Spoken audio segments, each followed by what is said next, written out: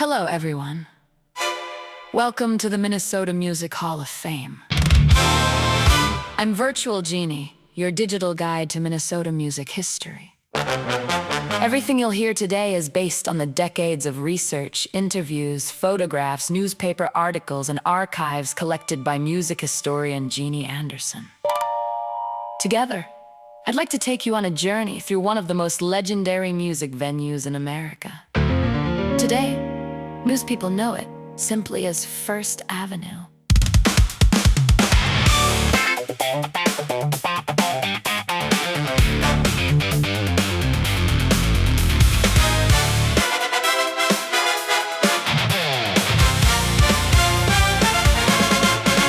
Music lovers from around the world visit this famous corner of downtown Minneapolis because of Prince and the movie Purple Rain. Thousands stop every year to photograph the famous Wall of Stars. But long before Prince made First Avenue famous around the world, this building had already become one of the most important landmarks in Minnesota music history. Ironically, this legendary music venue wasn't built for music at all. The building was constructed in 1936 as the Minneapolis Greyhound Bus Depot. For decades, thousands of travelers passed through its doors on their way across Minnesota and beyond. By the late 1960s, however, the depot had become outdated and many believed the building's future was uncertain. Fortunately, four visionaries looked at that aging bus station and imagined something no one else could see. Those four people were Danny Stevens, Alan Fingerhut, Sharon Fingerhut, and Abby Rosenthal. Together they formed an organization called The Committee, with a dream that sounded almost impossible: to transform an old bus depot into the Midwest's premier rock and entertainment venue. Construction crews worked around the clock. In fact, workers were literally still hammering, painting, and laying carpet on opening day. Imagine inviting one of the biggest rock acts in America to open your brand new club while construction crews are still putting the finishing touches on the building. Inside, visitors discovered purple shag carpeting, giant psychedelic murals painted by West Bank artists, restaurants, boutiques, multiple bars, and one of the most sophisticated lighting systems Minneapolis had ever seen. Then came opening weekend. April 3rd and 4th, 1970. The opening attraction was none other than Joe Cocker and the Mad Dogs and Englishmen tour. More than 2,300 people packed the club during its first two nights. The lines stretched around the block. The crowds were so large that the depot actually ran out of liquor before the evening was over and had to send someone out to buy more. That's a pretty good problem to have on opening weekend. One of my favorite stories from opening weekend came directly from Alan Fingerhut. To decorate the grand opening, he ordered nearly 2,000 carnations. Before long, audience members began tossing the flowers onto the stage. Joe Cocker and his musicians laughed and started throwing them right back. Suddenly, the concert became one giant flower fight between the performers and the audience. More than 50 years later, people I interviewed still remembered that wonderful moment. Another one of my favorite discoveries happened while researching opening night. For years, I wondered about the newspaper stories describing an incredibly loud opening band. Columnist Will Jones joked that no one over 30 could survive the volume, and another reviewer claimed everyone in attendance would surely go deaf. But who was that opening band? After digging through old newspaper accounts, concert advertisements, and interviews, I finally found the answer.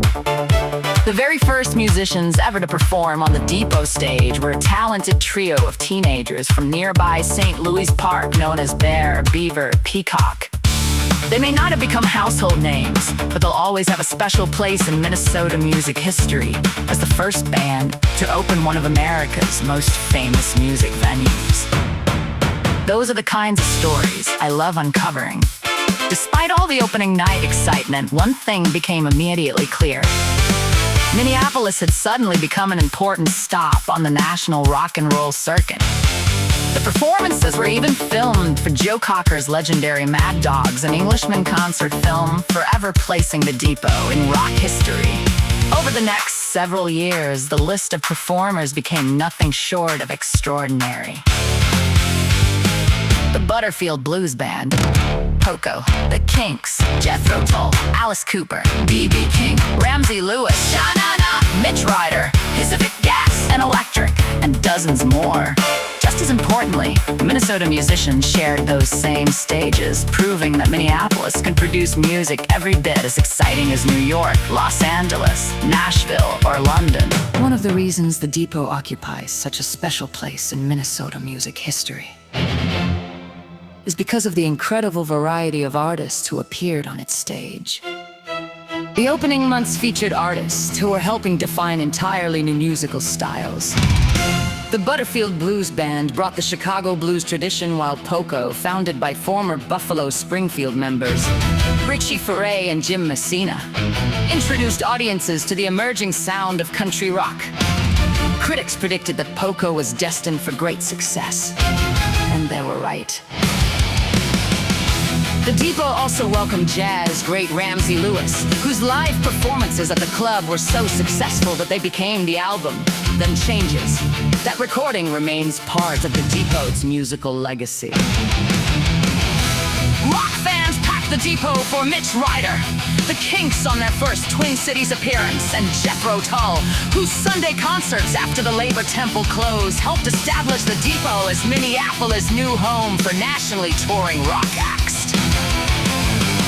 The summer of 1970 continued with an extraordinary lineup. Alice Cooper appeared before becoming one of rock's greatest showmen. Blues fans experienced the incomparable B.B. King, supported by Minnesota favorites Lazy Bill Lucas and Mojo Buford, creating what one reviewer called a blues freak's paradise.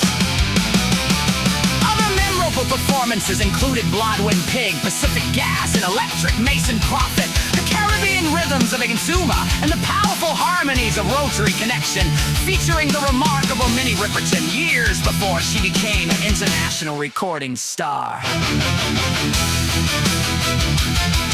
As the year continued, the Depot attracted even bigger names. Frank Zappa and the Mothers of Invention filled the club, joined by the Flying Burrito Brothers, featuring Chris Hillman, Don Ellis, and his 23-piece orchestra demonstrated that jazz could be every bit as exciting as rock, while the Faces, starring a young Rod Stewart and Ron Wood, played one of the most memorable concerts in the Depot's history. Long lines stretched outside in the rain as fans waited to get in. The Depot also presented Country Joe McDonald, Wayne Cochran, and the C.C. Riders, Sweetwater, James Gang with Joe Walsh, and Savoy Brown, proving that Minneapolis had become an important stop on the national concert circuit.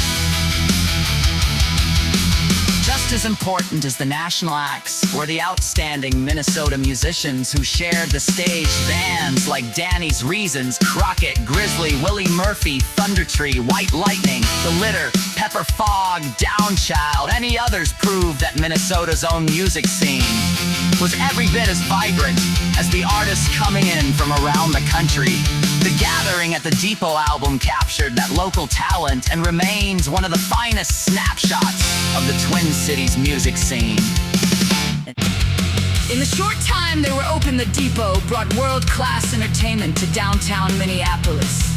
It gave Minnesota audiences the opportunity to see legendary performers in an intimate setting, often before they became arena superstars. More importantly, it proved that the Twin Cities had both the audience and the passion to support major live music.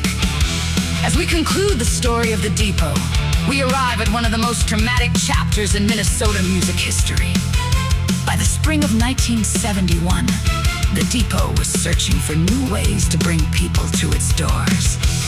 Management introduced not-so-original amateur night, along with nostalgia nights, beer and wine specials, and even eliminated cover charges on weekends. Despite these creative efforts, the financial problems continued to grow. On May 23rd, 1971, blues guitar legend Johnny Winter returned to the Depot with the J. Gals Band. More than 1,500 fans packed the first show, while another crowd waited outside in the rain for the second performance. Critics praised Johnny Winter's incredible guitar work, while many also discovered the exciting young J-Gals band and their remarkable harmonica player, Magic Dick. 2 weeks later, Edgar Winter and White Trash took the stage. Critics loved the performance, describing the band as every bit as exciting as Johnny Winter's. Yet despite the outstanding show, attendance was shockingly low.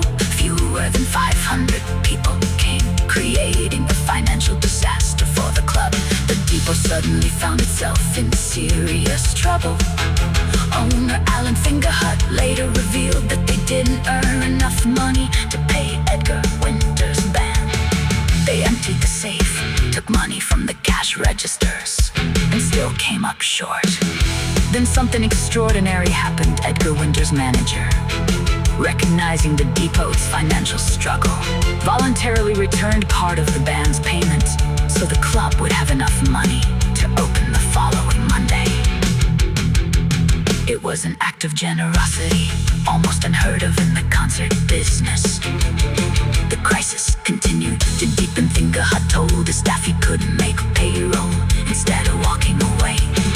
Nearly 50 employees volunteered to work for free in hopes of saving the Depot.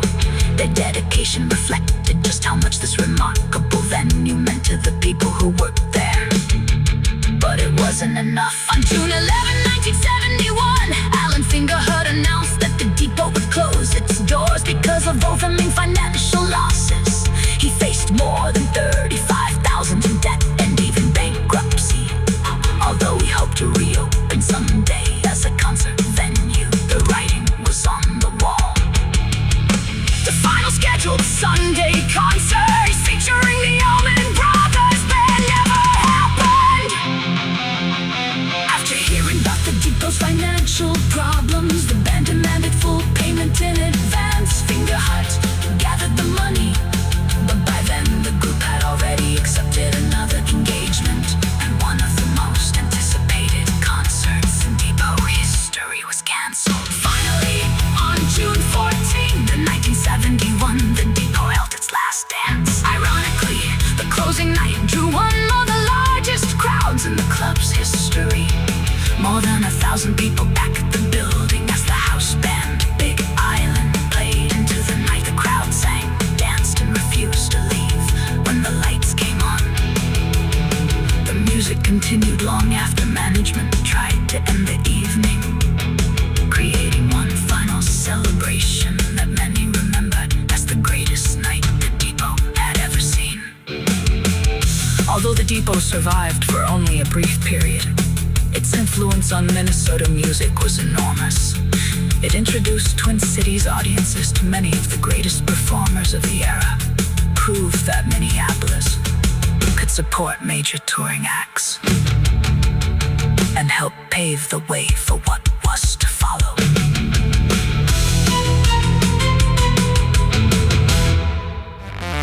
In 1972, the Depot became Uncle Sam's. In 1980, it became simply Sam's. Then, on January 1st, 1982, it officially became the name recognized around the world, First Avenue. A few years later, a young Minneapolis musician named Prince made First Avenue one of his musical homes. When scenes from Purple Rain were filmed there, First Avenue instantly became one of the most recognizable music clubs anywhere in the world. But here's what I hope you'll remember. Prince didn't create First Avenue. He helped introduce it to the world. The foundation had already been built by 4 remarkable visionaries who looked at an abandoned Greyhound bus depot and imagined something no one else could see. Their dream became the Depot. The Depot became Uncle Sam's. Uncle Sam's became Sam's. Sam's became First Avenue. And today, more than 50 years later, that same building continues to introduce new artists, inspire new generations of musicians, and remind us that some of the greatest chapters in music history begin with someone willing to dream a little bigger than everyone else. As I've researched this remarkable story over the years, I've come to appreciate that this building is much more than bricks and mortar. It represents creativity. It represents risk. It represents vision. And above all, it represents the incredible power of live music to bring people together. Today, we've only scratched the surface. There are hundreds more stories, thousands of photographs, rare concert posters, newspaper articles, advertisements, and first-hand memories that simply couldn't fit into one presentation. If If today's journey has inspired you to learn more, I invite you to visit my website, TwinCitiesMusicHighlights.net. There, you'll discover one of the most comprehensive collections of Minnesota music history ever assembled. I continue adding new discoveries, preserving new memories, and sharing the remarkable story of live popular music in Minneapolis and St. Paul. Thank you for joining me on this journey through one of Minnesota's greatest musical landmarks. I'm Virtual Jeanne, and I hope you'll continue exploring Minnesota's remarkable music history with me at TwinCitiesMusicHighlights.net. Until next time. Keep the music alive. A lot of you probably didn't know this, but First Avenue is considered one of the most haunted places in the Twin Cities. Long before it became one of the world's most famous music clubs, it served as Minneapolis's Greyhound bus depot. Over the years, employees, musicians, and visitors have shared stories of strange encounters. From unexplained footsteps and mysterious voices to the legendary ghost of a young woman said to wander the building to this day. Whether you believe the stories or not, they've become part of First Avenue's incredible history. And what better way to introduce those legends than with one of Minnesota's most beloved novelty groups? Here are the ghostly Prairie Dogs performing The Ghost of First Avenue.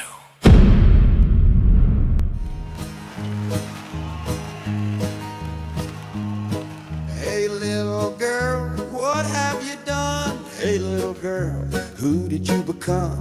Hey little girl, haunting the stage. Hey little girl, trapped in the rage.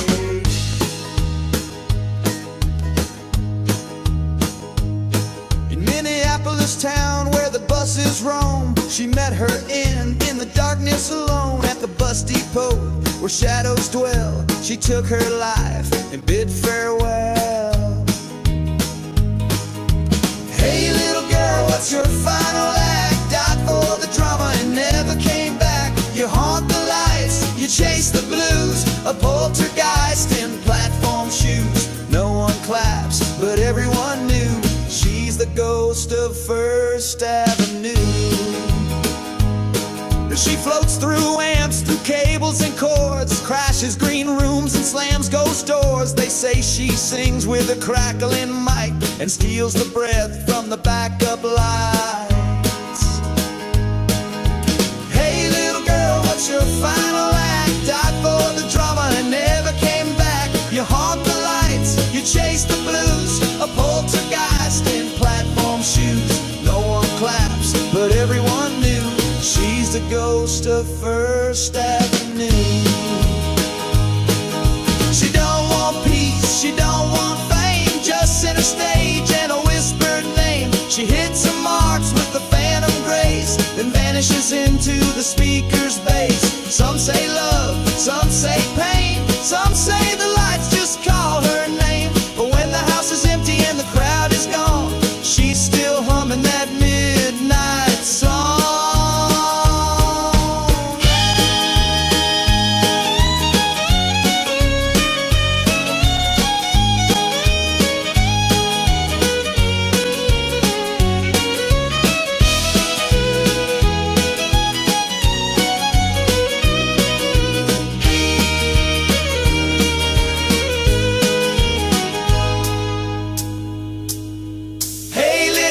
What's your final act? Wrote your story in lipstick and black. You haunt the nights, you steal the view, a headliner in haunted shoes. The lights go dim, the band plays through. She's the ghost of First Avenue. Hey little girl, what have you done? Hey little girl, who did you become? Did you know that night when the end came due that you'd become the ghost of First Avenue?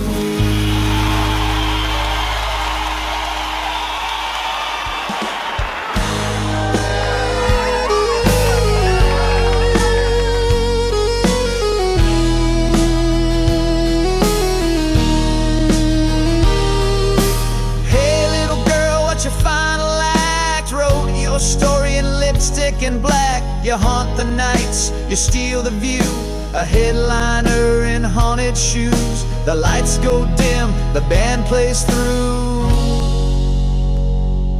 She's the ghost of First Avenue.